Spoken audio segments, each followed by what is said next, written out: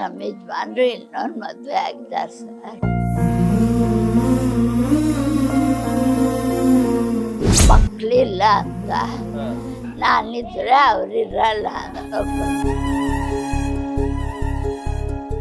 ಆಮೇಲೆ ಅವ್ರಿಗೆ ಊಟ ಇಲ್ಲ ಅಂದ್ರೆ ನನಗೇನು ಊಟ. ತುಂಬಾ ಖುಷಿಯಾಗಿ ಚೆನ್ನಾಗಿದ್ದೇನೆ ಸರ್. ಎಲ್ಲೋದ್ರೂ ಇಂಥ ಜಾಗ ಸಿಗಲ್ಲ. ಮಾತ್ರ ತುಂಬಾ ಒಳ್ಳೆಯವರು. ತಾವು ಎಷ್ಟು ವರ್ಷ ಆಯ್ತು ಇಲ್ಲಿಗೆ ಬಂದು? 2 ವರ್ಷ 2 ತಿಂಗಳು ಸರ್.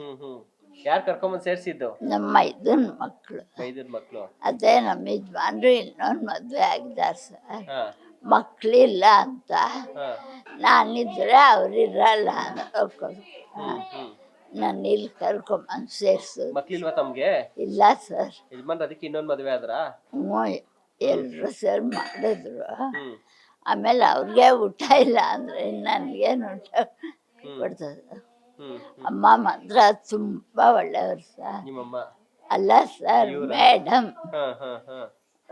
ನಾವೇ ಎಲ್ಲಾದ್ರೂ ಹೋದ್ರೆ 2 ದಿವಸ ಇದ್ರೆ ಯಾವಾಗ ಹೋಗ್ತೀರಾ ಅಂತ.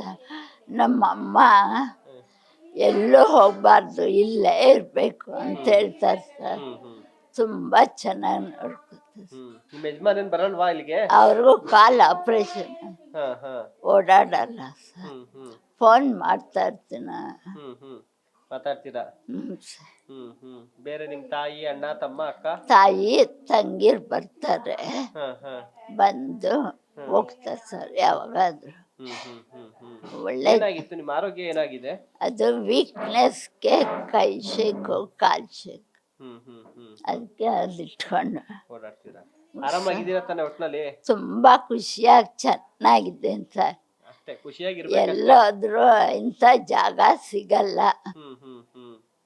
ಅಷ್ಟೇ, ಆರಾಮಾಗಿರ್ರಿ, ಖುಷಿಯಾಗಿ. ಸರ್. Thank you.